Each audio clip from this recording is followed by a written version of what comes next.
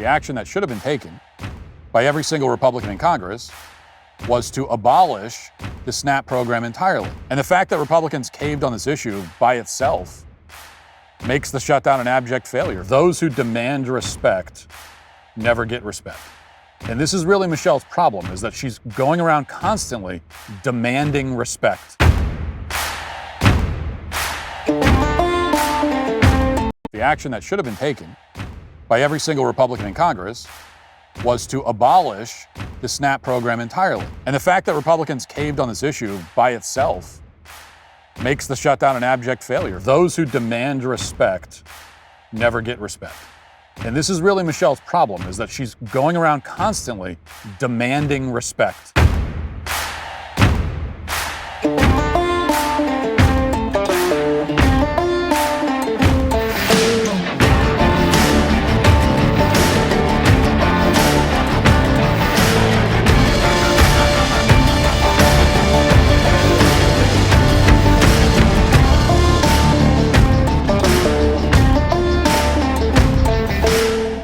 We had 10,000 lifetime memberships available when we launched them a couple months ago, and now fewer than 2,000 remain. All it takes is one payment, and you will have all access for life. If you're hoping for the lifetime membership to have a special holiday sale, this is just a friendly reminder that this special deal will not go on sale. Get your membership now before it's too late. Go to dailywire.com/lifetime to sign up now.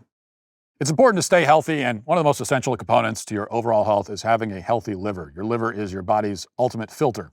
It works overtime processing everything you consume while juggling 500 daily functions like energy production, digestion, and more. But when it gets overworked, you really feel it. That's where Dose for Your Liver comes in. Dose is a clinically backed supplement that comes as a daily 2-ounce shot, helps cleanse your liver and unwanted stressors that are slowing it down, and supports your daily liver function so everything can run smoothly. It also doesn't taste bitter like most supplements do, which is a big bonus. New customers can save 35% on your first month of subscription by going to dosedaily.co/Walsh or entering Walsh at checkout. That's dosedaily.co/Walsh for 35% off your first month subscription. In the end, it was air travel, of all things, that ended the longest government shutdown in United States history. That was the point of failure. We just shut down the federal government for 43 days, which runs a budget of around $6 trillion a year. And nothing of value broke during that period. Nothing at all, until the flight cancellations and delays started ramping up within the last few days. It wasn't until the air traffic controllers walked off the job that a single American had any good reason to complain about the shutdown at all. Now, as much as I'm loath to talk about federal government shutdowns, they are, in every case, a waste of time that benefits no one. This one actually turned out to be a pretty interesting experiment. It was a stress test that exposed some key weaknesses in the conservative movement, as well as the way the federal government works. And before the next funding bill is voted on, which will take place at the end of January, apparently, it's worth shoring up some of those weaknesses as quickly as we possibly can. At a minimum, we need to answer some pretty basic questions that nobody ever really seems to talk about. And here's one that is raised by the government shutdown that I haven't heard discussed very much. It's this: why exactly is air travel a core function of the federal government? Why does air travel shut down when the government does? More specifically, why are air traffic controllers paid by the federal government at all? Now, since the 1940s or so, the federal government has employed air traffic controllers in this country. Taxpayers have been responsible for their salaries and benefits, and everyone's been okay with that arrangement. But there's no clear reason why we're doing it this way. And in fact, several countries have a very different system. For example, Canada has a nonprofit called NAV Canada in charge of their air traffic control system. They generate their own revenue. They're self-sufficient. Is that something you realized? I didn't. Did you know that when it comes to aviation, we actually have more government bloat than Canada? I mean, in terms of efficiency, we're being shown up by a country that's put the government in charge of everything, from healthcare to Facebook to euthanizing people who miss rent payments. I mean, it's embarrassing. One of the many benefits of a private system when it comes to air traffic control is that government dysfunction doesn't strand tens of thousands of travelers and shut down the entire aviation industry. The ability of the country to travel using airplanes isn't contingent on appropriations bills in Congress. Additionally, in a private system, government bureaucracy, in our case, the FAA, isn't in charge of operating the same system that it's supposed to regulate. If a private entity is in charge of air traffic control, then the private entity can focus on directing traffic and upgrading their systems, and the federal government can focus on checking their work. They can supervise, and that, you could argue, is the ideal arrangement. But we don't have a privatized system for air traffic control, even though most major airlines in the U.S. want one, for a very simple reason. Air traffic control, like many other government-run industries, is designed to be as inefficient as possible. It's essentially a jobs program that saps taxpayer money while sabotaging any potential for innovation. And indeed, there hasn't been innovation in the industry for many years. Air traffic controllers are still using paper strips, which they shuffle around by hand to track flights in many control towers, even though it's obviously a less efficient and more dangerous system. And this system has persisted despite the fact that the FAA has been working on a program called Next Gen to update their air traffic control systems, including the paper strips. For more than 20 years, they've been working on this. Yes, over more than 2 decades, the FAA has supposedly been working on a $15 billion project to modernize air traffic control. And they're currently behind schedule and over budget because everything the government does is behind schedule and over budget. Their plan to get rid of the paper flight strips has been delayed until 2030. They're going to scale back the number of airports they update by 45%, and costs are over budget by 20%. A private self-funded corporation could fix all these problems basically overnight. And they could probably do it with fewer employees too. They could update the software in the control towers, take some of the workload off the controllers, and make everybody safer. But the unions wouldn't like that change for obvious reasons, and apparently no one in Washington wants to privatize air traffic control either because, as far as I can tell, no politician is even broaching the subject at the moment. Even though the government shutdown just exposed a gigantic vulnerability in the aviation industry, the possibility of reforming the industry is not even being mentioned. Instead, one after another, Republican politicians have been posting videos celebrating the end of the government shutdown because SNAP benefits are being restored. That's what they're focusing on. They're not talking about the fact that other than air traffic control, we don't appear to even need the federal government. Instead, they're thrilled that billions of dollars will continue to flow to the 40 million Americans on food stamps, even though 40 million Americans clearly don't need these handouts. It's an absurdly, comically fraudulent program, as we've discussed several times on the show. And yet, to Republicans in Congress, SNAP recipients are worth mentioning in the same breath as military service members and federal law enforcement officers. Watch. Hoosiers Congressman Rudy Yakum here. I just walked off the House floor where I had the honor of chairing the floor for the vote to reopen the federal government.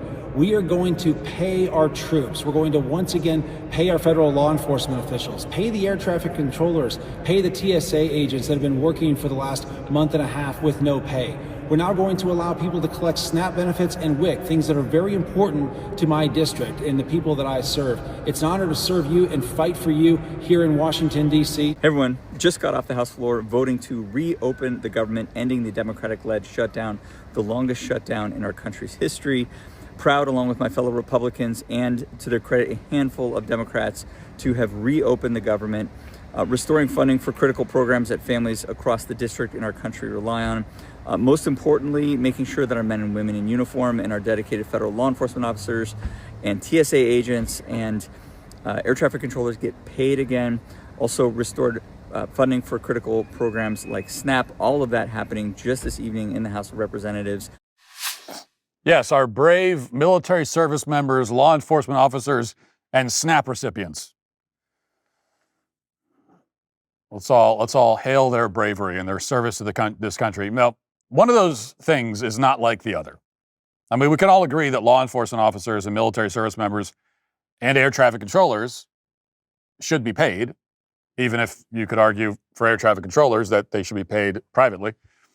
But, they are doing something. We need those people to do those jobs. SNAP recipients, though, aren't doing anything. And they're not serving the country in any way at all. They're not contributing to society in any form. They're just taking handouts that they don't even need. 75% of SNAP recipients are overweight or obese. 75%. 75, just to be clear. If you break it down, according to USDA data, 44% the action that should have been taken by every single Republican in Congress was to abolish the SNAP program entirely. And the fact that Republicans caved on this issue by itself makes the shutdown an abject failure. Those who demand respect never get respect. And this is really Michelle's problem, is that she's going around constantly demanding respect.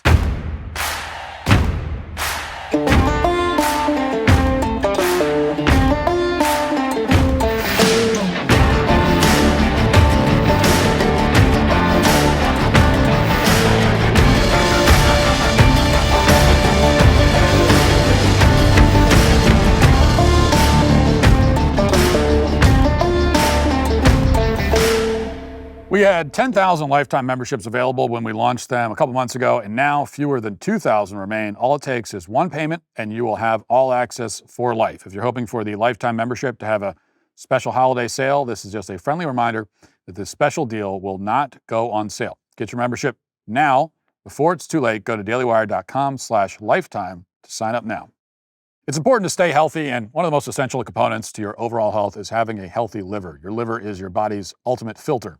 It works overtime processing everything you consume while juggling 500 daily functions like energy production, digestion, and more. But when it gets overworked, you really feel it. That's where Dose for Your Liver comes in. Dose is a clinically backed supplement that comes as a daily 2-ounce shot, helps cleanse your liver and unwanted stressors that are slowing it down, and supports your daily liver function so everything can run smoothly. It also doesn't taste bitter like most supplements do, which is a big bonus. New customers can save 35% on your first month of subscription by going to dosedaily.co/Walsh or entering Walsh at checkout. That's dosedaily.co/Walsh for 35% off your first month subscription. In the end, it was air travel, of all things, that ended the longest government shutdown in United States history. That was the point of failure. We just shut down the federal government for 43 days, which runs a budget of around $6 trillion a year. And nothing of value broke during that period. Nothing at all, until the flight cancellations and delays started ramping up within the last few days. It wasn't until the air traffic controllers walked off the job that a single American had any good reason to complain about the shutdown at all. Now, as much as I'm loath to talk about federal government shutdowns, they are, in every case, a waste of time that benefits no one. This one actually turned out to be a pretty interesting experiment. It was a stress test that exposed some key weaknesses in the conservative movement, as well as the way the federal government works. And before the next funding bill is voted on, which will take place at the end of January, apparently, it's worth shoring up some of those weaknesses as quickly as we possibly can. At a minimum, we need to answer some pretty basic questions that nobody ever really seems to talk about. And here's one that is raised by the government shutdown that I haven't heard discussed very much.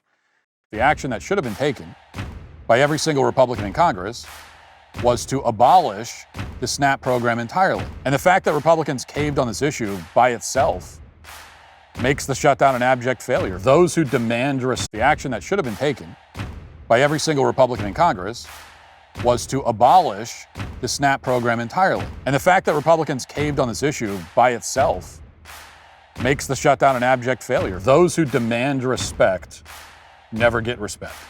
And this is really Michelle's problem, is that she's going around constantly demanding respect.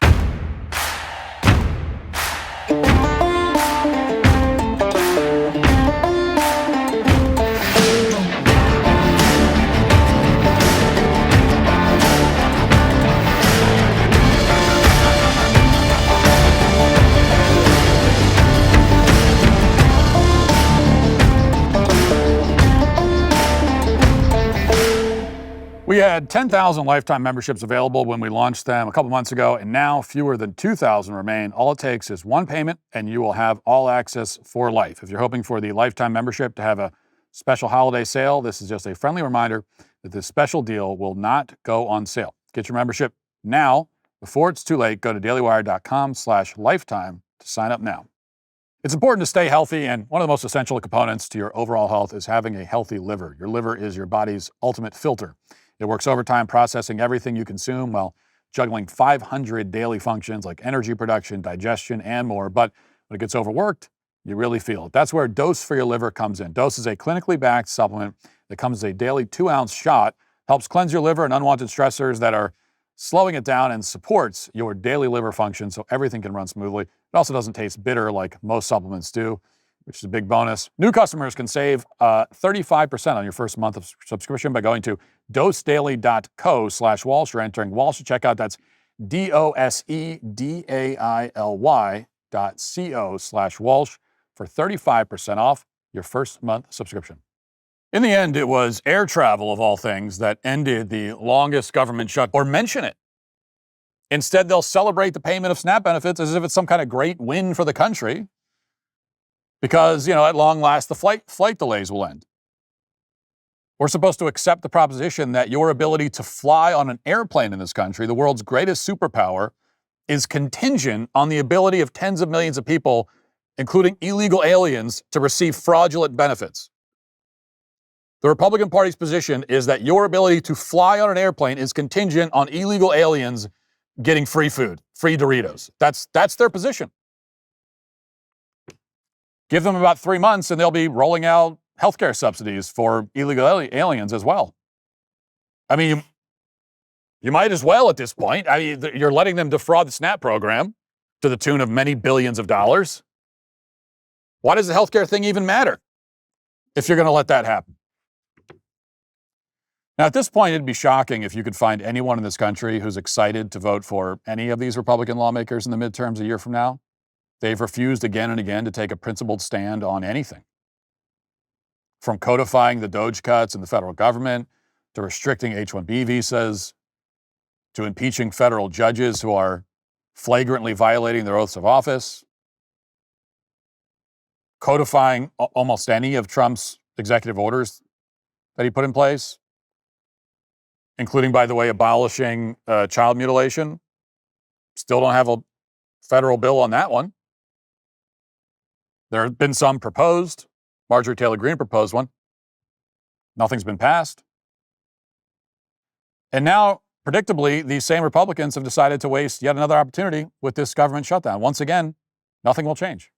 Air travel will continue to be dependent on the federal government. Illegal aliens will get more of your tax money. And in January, when the next funding shutdown is supposed to take place, we'll probably get rolled all over again. That's what millions of Republican voters have to look forward to. I hate to break it to you. They can look forward to being taken advantage of time and time again. The GOP majority can either address these voters directly and give them what they voted for, or they won't be the majority for much longer. Now let's get to our 5 headlines.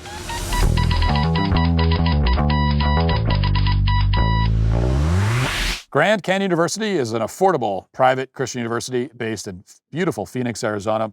It's one of the largest universities in the country. GCU is widely praised for its culture of community and impact. They boast 369 academic programs, with over 300 of those being available online. Join a nationwide community of learners who are redefining online education through GCU's 100% online MBA program. At GCU, you can learn about ethical entrepreneurship and how you can scale your business to serve your community. In addition to federal grants and aid, GCU's online students receive nearly $161 million in institutional scholarships in 2024. Find your purpose at Grand Canyon University, private, Christian, affordable. Visit gcu.edu/myoffer to see the scholarships you may qualify for. When you prioritize your health, you are investing in your ability to show up fully, think clearly, and stay resilient through whatever life throws your way. Take charge of your health with Armra Colostrum. Armra Colostrum taps into nature's original superfood packed with over 400 bioactive nutrients that strengthen your gut and boost your immune system from the inside out. Unlike probiotics that only address one piece of the puzzle, colostrum strengthens your entire gut wall system, easing bloating and supporting healthy digestion. The result is a stronger immune system, healthier metabolism, and noticeable improvements in your hair and skin. It's the secret elite athletes have relied on for years to boost performance and speed up recovery.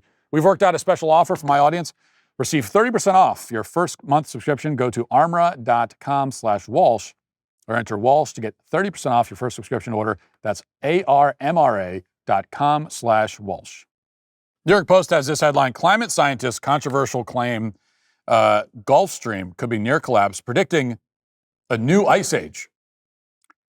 Article says a key Atlantic current could be pushed to the brink of collapse within decades, supposedly ushering a new ice age and dramatically raising sea levels, climate scientists have claimed in a controversial new study published in the journal Communications, Earth, and Environment.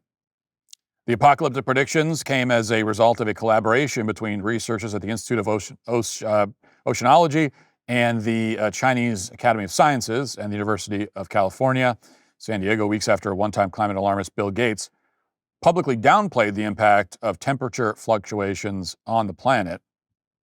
And now they are talking about an ice age. So the good news is that we all survived global warming. That's the good. So nice job, everyone. I think we all deserve a round of applause for that. Nice, hearty pat on the back. Global warming has been defeated. The earth boiled.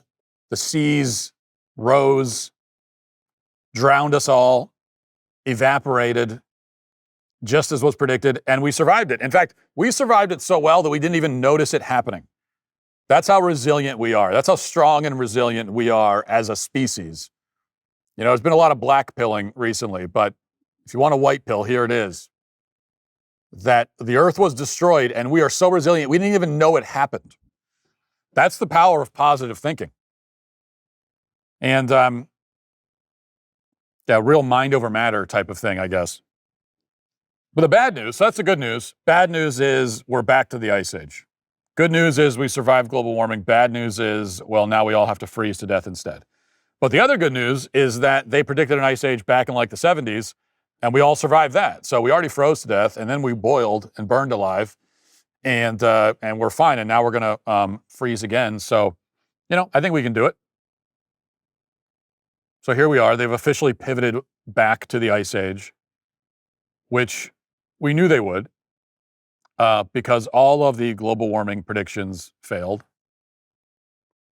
I mean, all of them. You could go down the list. There are plenty of lists that have been compiled by various people of these failed predictions. And obviously, there are people like AOC and Greta Thunberg who told us that we should be underwater by now. They said we all be basically global destruction in 10 years, and they said that more than 10 years ago. And as I said, you could go down the list. Here's just one example. I found this article in The Guardian from 21 years ago. I think I found this on one of the lists that someone compiled of, here are all the failed predictions, and it's like dozens and dozens. You can't even go through the whole list. It would take too long. But there's a link to this article. This is from 21 years ago. This is 2004. And as a side note, it always kind of blows my mind that you can pull up articles from 2 decades ago. I mean, this article on this website is almost twice as old as my oldest child, which feels weird. But anyway, so listen to this from 2004. Climate change over the next 20 years could result in a global catastrophe costing millions of lives in wars and natural disasters. A secret report, suppressed by U.S. defense chiefs and obtained by The Observer, warns that major European cities will be sunk beneath rising seas as Britain is plunged into a Siberian climate by 2020. Nuclear conflict, mega droughts, famine, and widespread rioting will erupt across the world. The document predicts the abrupt climate change could bring the planet to the edge of anarchy as countries develop a nuclear threat to defend and secure dwindling food, water, and energy supplies. The threat to global stability vastly eclipses that of terrorism, says the few experts privy to its contents. Pentagon analysis said disruption and conflict will be endemic features of life. Once again, warfare would define human life. And it gets better in this paragraph. The findings will prove humiliating to the Bush administration, which has repeatedly denied that climate change even exists. Experts said that they will also make unsettling reading for a president who has insisted national defense is a priority. Yes, how humiliating for George Bush. I mean, there is a lot for George Bush to be humiliated by, obviously. His tenure was disastrous on many levels. But this is not on this. This is one thing he got right. This is a Pentagon analysis saying major cities sunk beneath the seas like Atlantis by the year 2020. Britain turned into Siberia.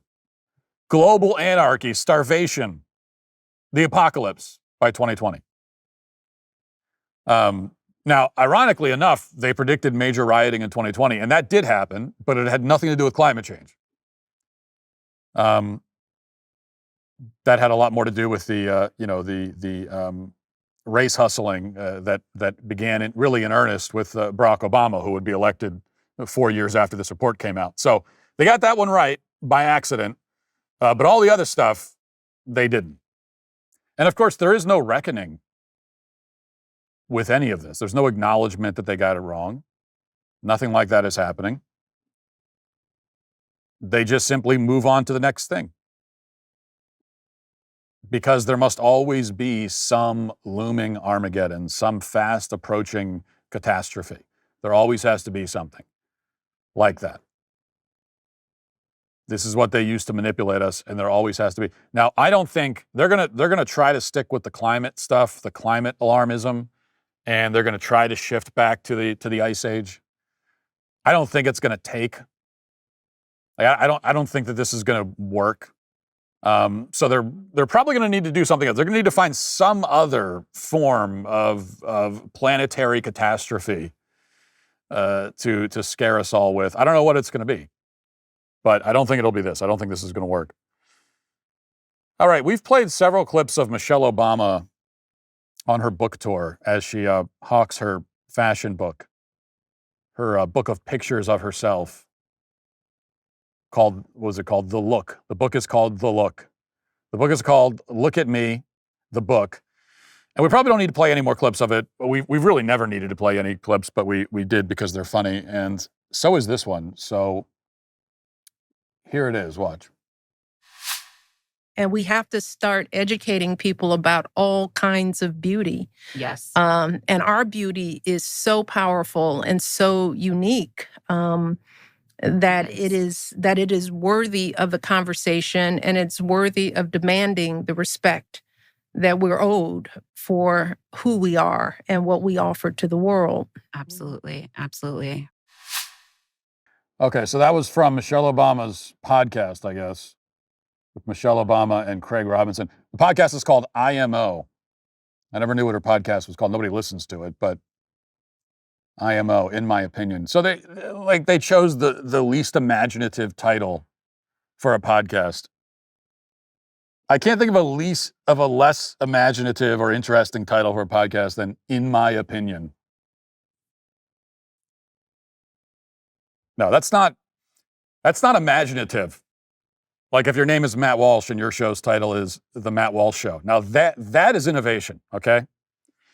So anyway, she says that Black female beauty is owed respect and people need to be educated about it. And I have to say that kind of resonated with me. I've always said this. I've always said that anyone who doesn't find me attractive, it's because they lack education. That's always been my thing. It's not because I'm a hideous ogre. It's because they're just not educated enough. If you think that I'm not an attractive person, if you don't realize that I'm incredibly handsome, it's because you lack education, okay? You are ignorant. You need to educate yourself. Just the other day, somebody came up to me and said, "You're ugly." And I said, "Wow, sounds like you're pretty uneducated. Hey, go read a book, you Philistine. Go back to school, take a class on why I'm actually handsome." And they didn't know what to say. They just walked away. Devastating comeback. So we've already talked about how Michelle Obama, lives the world's most comfortable and privileged life and yet still isn't happy. She's on camera every day complaining. I find it in some ways like endlessly fascinating just from a psychological perspective. But we don't need to go over that point again. I will note just one other thing that she said that stuck out to me. She said that Black women because she's talking about how Black women are beautiful. This is what she always talks about. This is a constant theme, is her trying to convince the world that she is beautiful. She talks about her own beauty more than anyone I've ever seen. And she says that Black women are worthy of demanding the respect that we're owed for who we are and what we offer to the world. What is it that you offer to the world exactly, Michelle? What are you offering? I didn't quite get that. The look? You're offering your look? Your stunning outfits? Is that what you're offering? And I will say this is a lesson for all of us, that Michelle is an instructive example. I think of this, which is that those who demand respect never get respect. And this is really Michelle's problem, is that she's got a lot of problems. This is one of them. She's going around constantly demanding respect everywhere she goes, ever since she's been on the public stage. Always goes back to the two things she talks about, that she's beautiful, and we're all supposed to maintain a polite, straight face while she says that, and that she deserves respect. She's demanding respect. You will respect me. But this is exactly her problem, because that just makes people respect you less. It's a life lesson for all of us. Contrary to what Michelle says, do not demand respect. You should not be demanding respect. That's the last thing you should. If you want to be respected, the last thing you should do is demand it.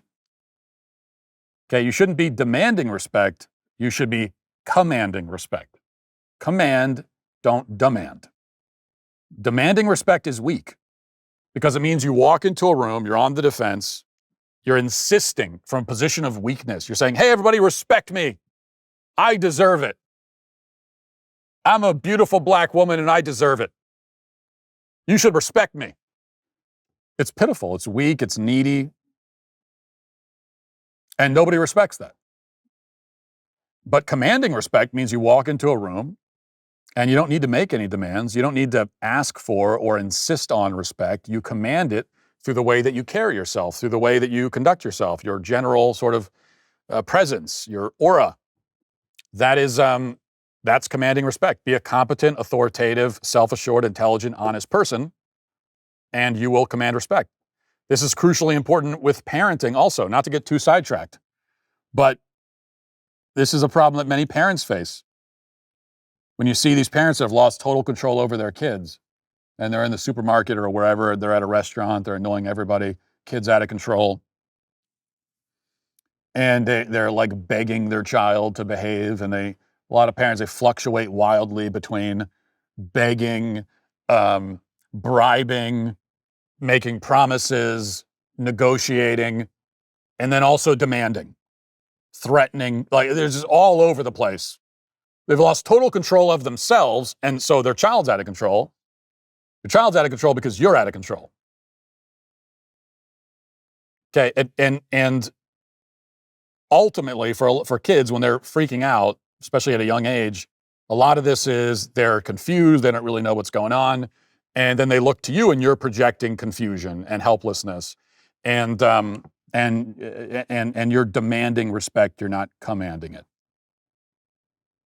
The reason that if your kids don't listen to you or respect you, it's that you're making demands all the time.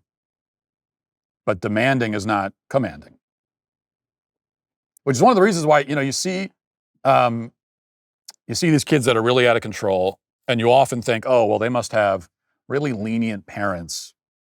They must have these really lenient, must be a gentle parenting thing. They must have parents that never raise their voice or anything like that.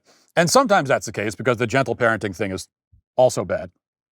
But very often that's not the case. I mean, if you could be in the home where these kids live, a lot of times there's a lot of yelling and screaming and a lot of punishing and threatening that does go on. But the kid's out of control because this is a parent who has no control over himself or herself. A parent who doesn't command respect because they're always demanding it. They're always having to explain. I mean, if you're constantly having to explain to your kid why they should respect you and your rules, then you're already losing. You shouldn't have to explain it. You should be commanding respect with the way you carry yourself in your home. Anyway, has almost nothing to do with Michelle Obama, but needed to be said anyway. So we followed this story out of Gold's Gym. Tish Hyman confronted a man who was in the women's locker room. Turns out the man allegedly beat his ex-wife, took her name, and then assumed her identity, essentially, tried to become a woman, quote unquote, now hangs out in women's locker rooms pretending to be a woman. Well, Tish went to, I guess this is some kind of town hall and or a podcast interview or something like that. But California State Senator Scott Wiener, who is one of the creepiest weirdos in politics at any level. The guy just makes your skin crawl when you look at him. And then when he opens his mouth or you listen to his policy proposals, it's even worse. But she showed up to talk to him, confront him. And here's how that went. As a lesbian woman who was attacked in the women's locker room at Gold's Gym this week by a self-identifying trans woman with a documented history of domestic violence, I'm deeply concerned about women's safety in female-only spaces. What would you say to women who are seeking assurance that their safety will be protected from men who, by California law, can self-ID as women in women-only spaces, sir? Please tell me. Yeah, so we want, everyone to be safe, and we also know that, we have trans people, both men and women, who are men and women, and so, so if you're trans women or women. Senator, you've done great things with the bills you've passed with the housing. I've read a lot of your bills, and like you said, there are bills that need to be opened up, and I'm telling you now, millions of women across America are being harassed and sexually assaulted in locker rooms. I'm a lesbian black woman. I'm not transphobic. I'm not homophobic. And I do respect a lot of the things you've done. But I do see a lot of these bills that you've passed that are dangerous for women and young children. And I understand that you're trying to be on a level playing field. And I'm here to represent my community because I hear a lot of things about my community in these bills. And I'm telling you as a woman, first and foremost, that this is dangerous and we need your help because you're in the office, you're going to go in the Polisky spot. I want to support you. I have millions of people behind me watching this right now, and we want to know, are you going to protect women? Not trans women, women, trans women are different things. Women. Listen, we need to protect women's safety. I was assaulted. Women are women. I was assaulted. No, they are not. They are men. I was assaulted by men. He broke his wife's jaw so bad she needed reconstructive surgery. I'm a lesbian. I'm not transphobic and I'm black. So if there's another black woman in here who wants to tell me how they feel, please join in. But all of you are not. And I don't know who you are, what you are, but I'm a lesbian, and I'm telling you right now, men are harassing women in the locker room. I think we need to protect the safety of all women, and that obviously that's incredibly important. And I also know that trans women are also brutalized in this country. Okay, so then she ends up leaving as the clip continues, and she kind of storms out, frustrated. Understandably so. Creepy Scott Wiener just stutters and stammers about how trans women are women and trans women are brutalized in this country, which isn't true, of course. Trans women, quote unquote, aka men dressed as women, are not under attack. And if they were, they would not be casually strolling into locker rooms like that. So it's very much like when you see a body cam of a black guy going out of his way to be confrontational with the cops, and then they tell us that, well, he was acting that way because black people are scared of the cops. And of course, the response is always, well, if they're scared, then they'd be acting exactly the opposite of this. Okay, this is someone acting like they have no fear of any consequences at all. So, and it's the same with these trans-identified males that we're told that they're in fear, they're under attack, and yet the way that they conduct themselves is not like someone who is in fear of an anti-trans genocide, but like someone who's walking around and feels untouchable, because for a long time they have been.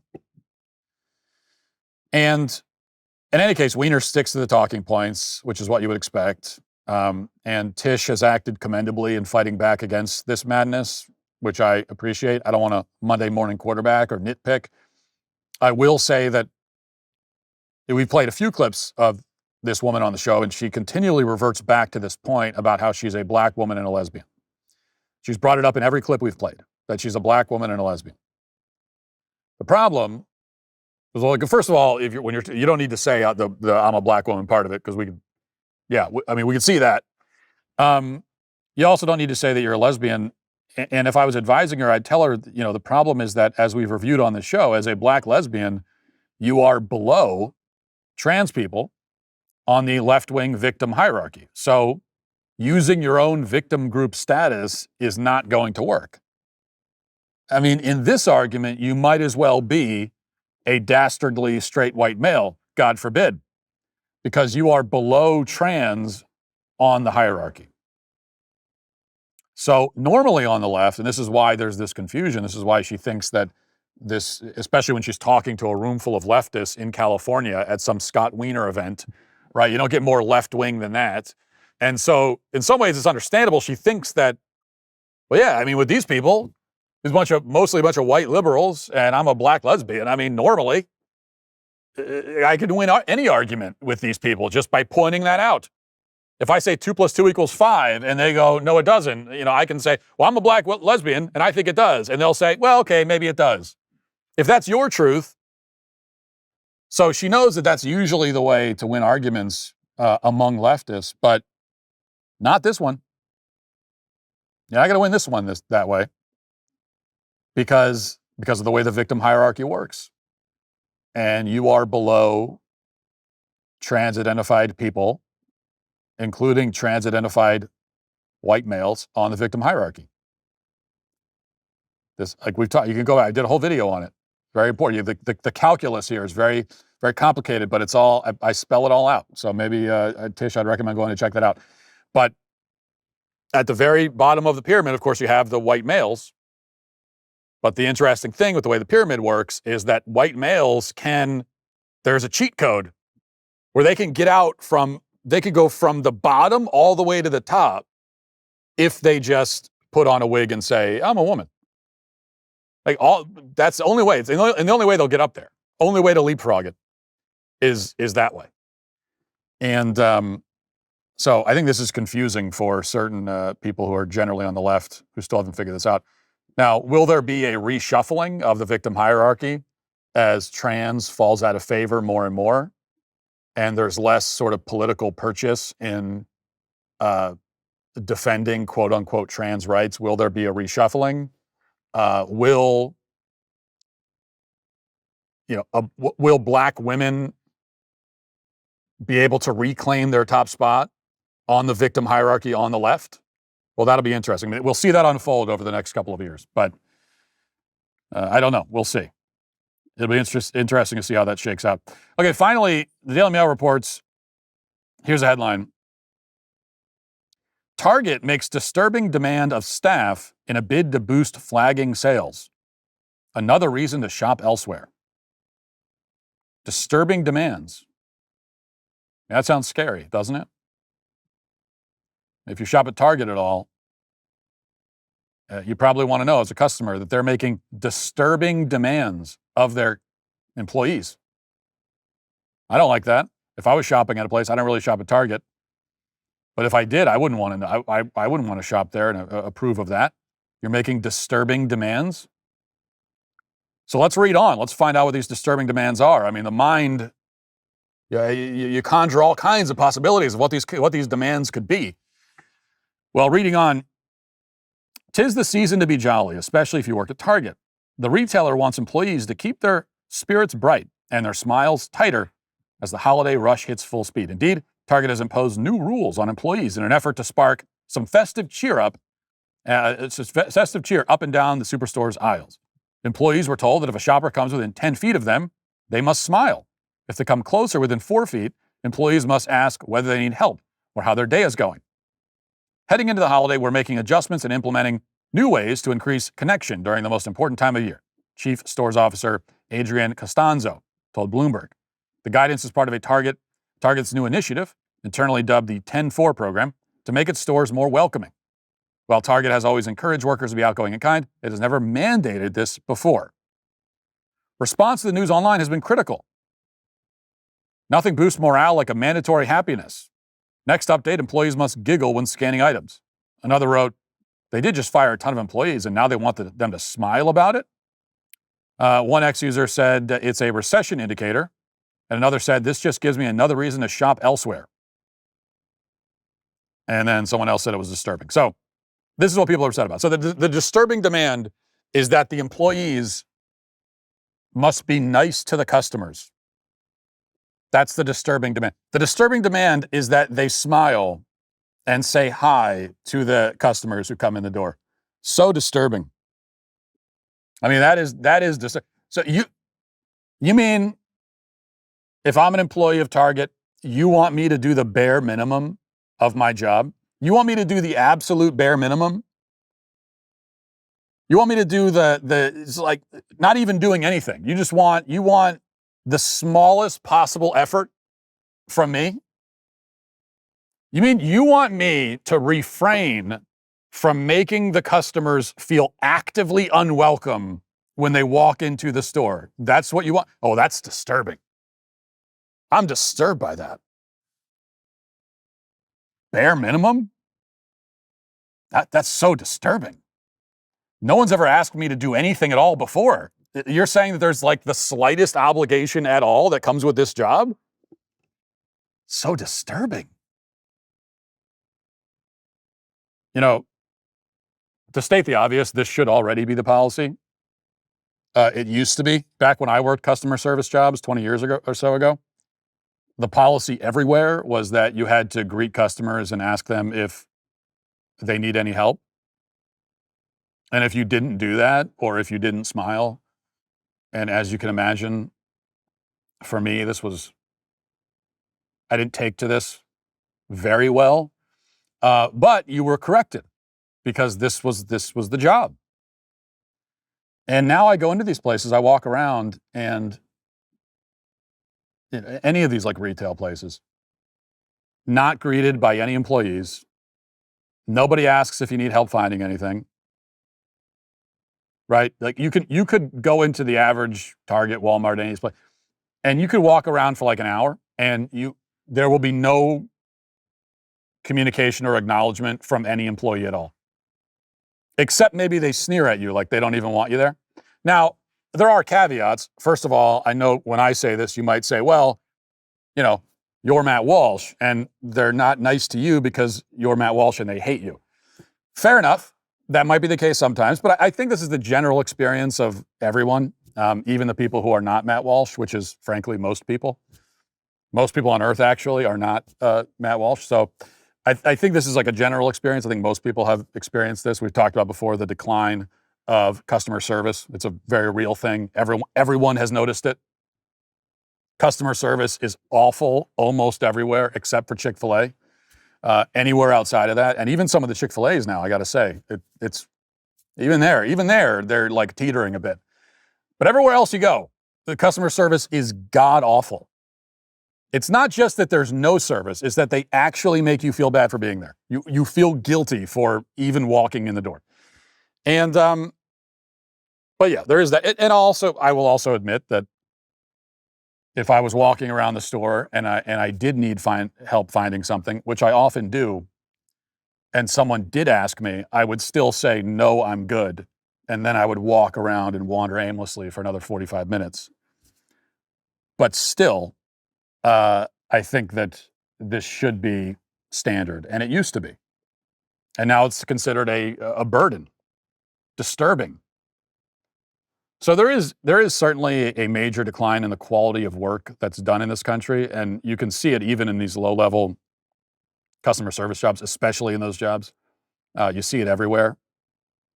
We've had occasion to hire contractors many times over the past few years for different projects, and we found some good ones, but also a lot of just shockingly bad and shoddy work. So it's all over the place. So to bring it back to what we talked about yesterday, when Trump talks about the fact that we don't have all of the kind of talented, skilled people we need, what he's pointing to is not entirely wrong. And we all know that. We all talk about that.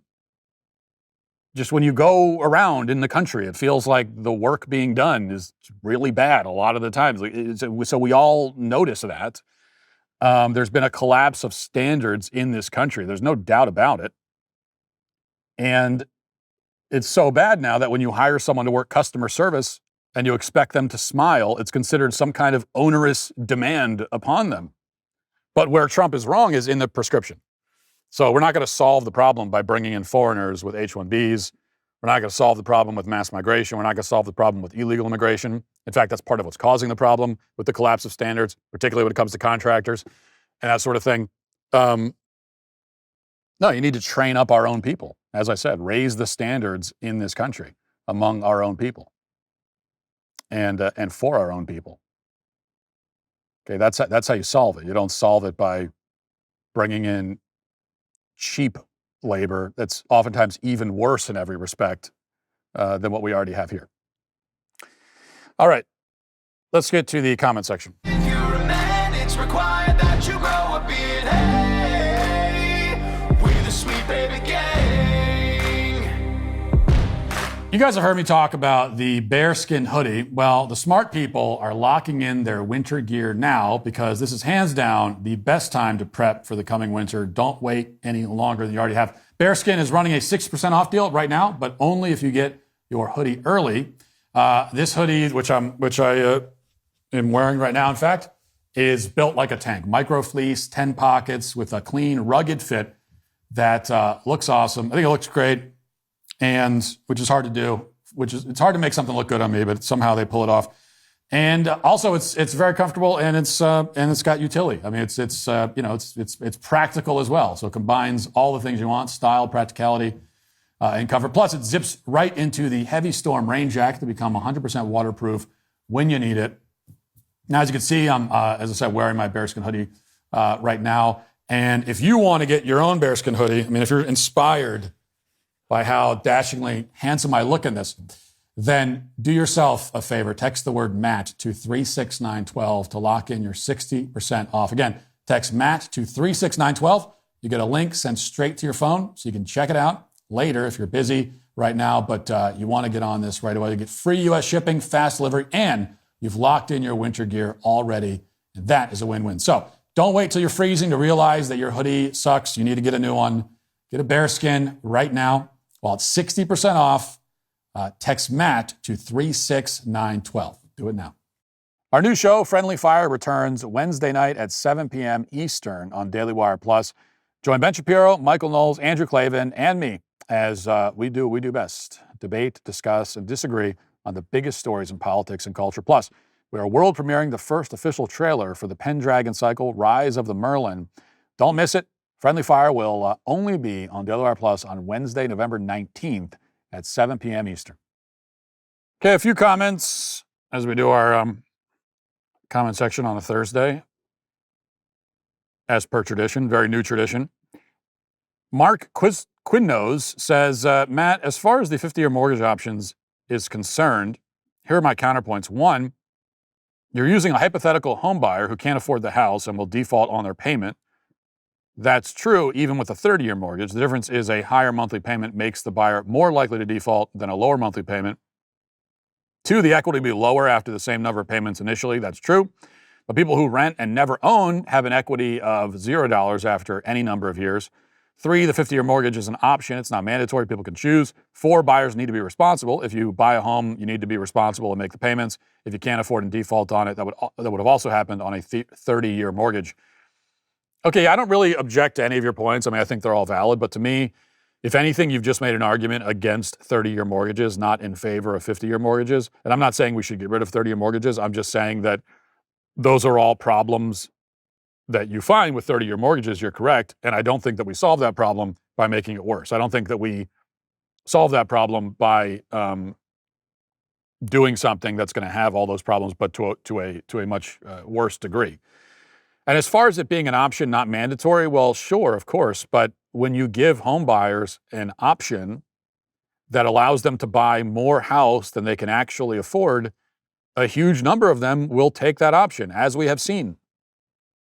We've already seen this movie, and it doesn't end well. And so that's how I would flip it around. What problems do you have with a 30-year mortgage that would be solved or addressed by offering a 50-year? Like, what problems are there with the current system that would be made better by offering a 50-year mortgage? And kind of as you just laid out, I don't think that there are any. Joshua says, this America-only stance by Matt, how does that not entirely dissolve his advocacy for the persecuted white farmers in South Africa and our Christians in Nigeria? They're not Americans, so I'm confused, or Matt Walsh should really go back to the drawing board. As for these both held ideas can be compatible with each other, or reform or drop one of these premises and goals. Again, fair point, but here's what I'll say. And I look at this especially the white farmers issue. So let's take that, the refugees that I was in favor of taking in the white farmers. We talked about that.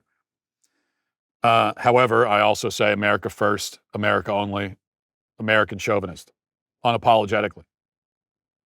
Well, how do I square that circle?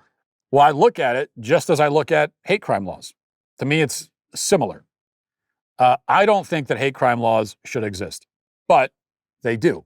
And since they do, I think they should be applied equally, which means that if a white guy is assaulted or killed by a black guy, there should be a hate crime investigation. And very often there should be a hate crime charge and conviction. Even though I don't think the hate crime category should exist. So you could accuse me of hypocrisy. I'm saying on one breath, I say hate crime category should exist. The next breath, an incident like this happens, say what happened in Cincinnati, many examples, and I'll say there should be hate crime charges. Is that hypocrisy? No. Because my argument is we should get rid of this, but we haven't. It exists. And as long as it does, right, as long as this law exists, there needs to be equality under it. So I'd rather get rid of the law, but while it's there, there needs to be equality under that law.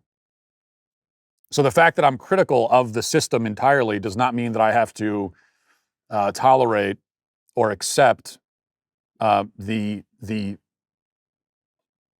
unfairness and injustice within that system. So with the white South Africans, this country takes in millions of refugees and asylum seekers all the time. I mean, we've been doing this for many years, and since we do that, yes, absolutely, these white victims of persecution should be brought in. And not only should they be brought in, since we have this system, but they should be at the front of the line. Because we remember we played the footage. When they came in, they were waving their American flags. They were happy and grateful to be here. They wanted to fit in and assimilate with our culture. And you usually don't have that with these refugees and quote unquote asylum seekers. And because you had that with them, not only should we let them in, but they should be at the front of the line. Now, if we suddenly woke up in some kind of bizarro world where we've closed the door and we're not accepting any refugees or asylum seekers anymore, then okay. I mean, would I say in that case that the South Africans should be an exception? Probably not.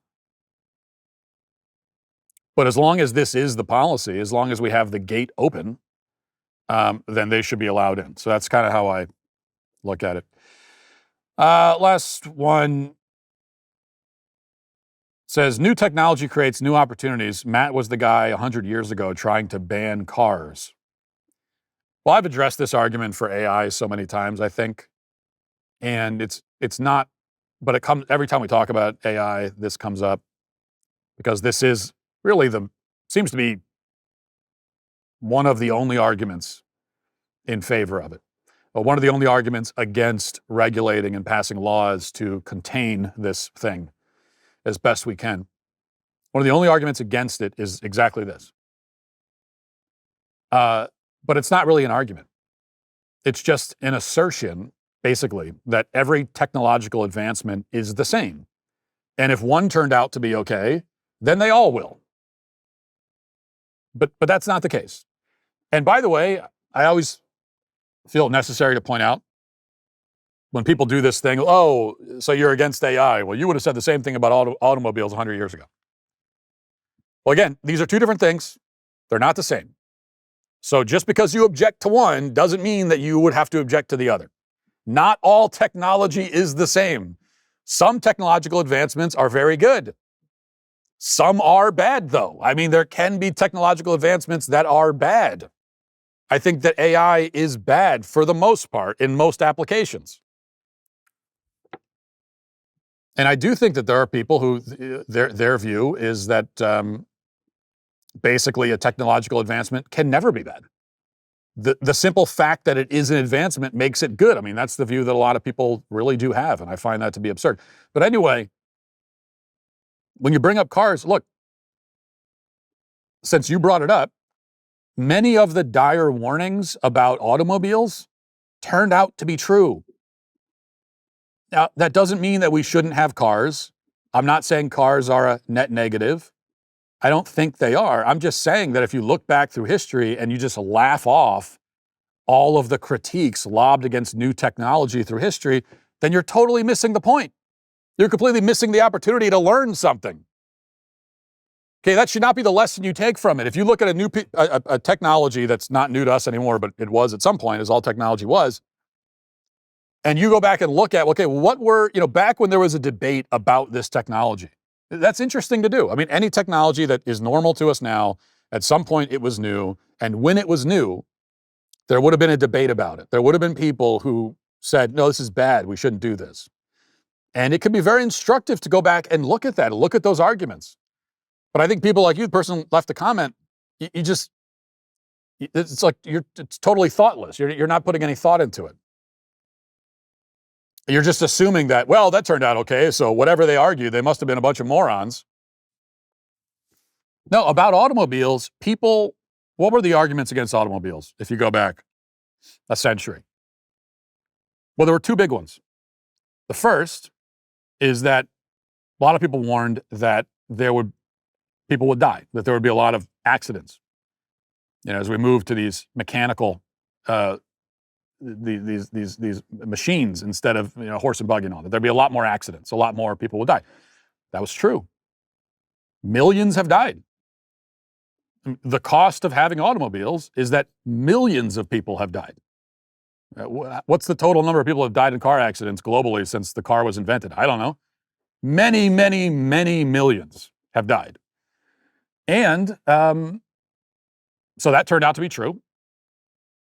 And also there were people who warned that cars would lead, I think people that were even more insightful and more prescient in their thinking, they said that cars would lead to the decline of local communities and even the family because people would move farther and farther away from each other because they'd have the ability to do so. Turns out that was true too. Now, is it worth the benefit? Even with those are big costs actually of the automobile. Was it worth the benefit? I would say that it is. And anyway, it's a moot point now. I mean, we're not going to get rid of cars. Cars are here. So it's an interesting academic discussion, but they're here now, and there's nothing you can do about it. AI is different though, right? AI is very new. It is already here, but it's new and it's developing. We're in the infancy of this thing. And so it's not all a foregone conclusion. AI just like taking over the world is not a foregone conclusion. It hasn't happened yet. It will happen. And what I'm arguing is that will be very bad for people.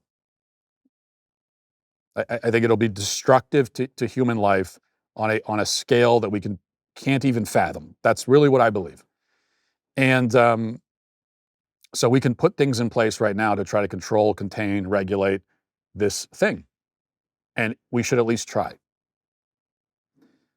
So that's that's one big difference between looking at cars and looking at AI.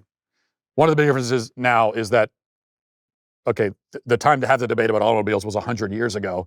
We're way past that. But we're at that point now for AI. And then the other big difference,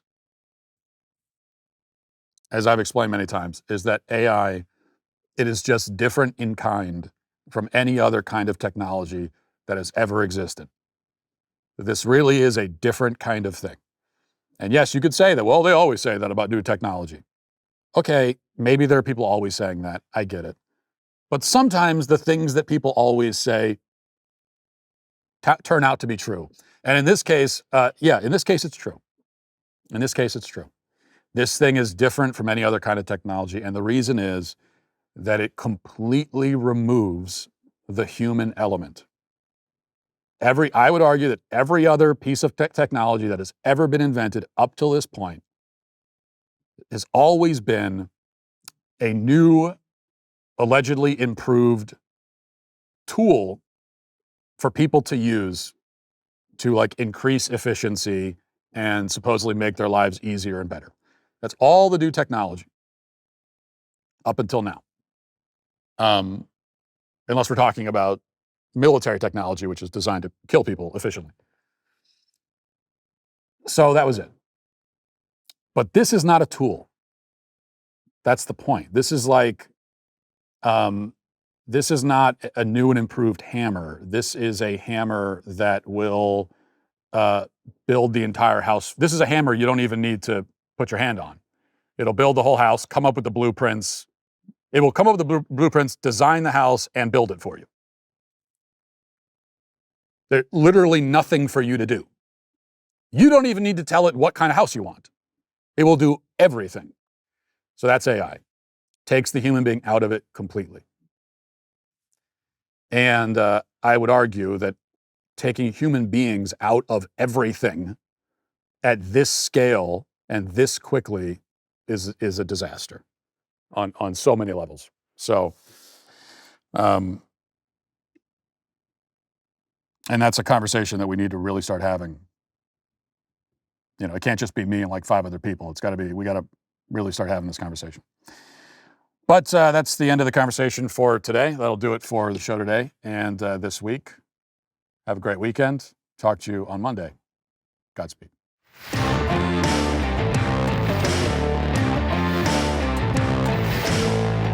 President Trump defends more immigration. Michelle Obama educates us on her black beauty. And Scott Wiener wants domestic violence victims to suck it up and get naked in front of trans women. Check it out on The Michael Knowles Show. Matt Walsh Show is a Daily Wire production. Copyright Daily Wire 2025.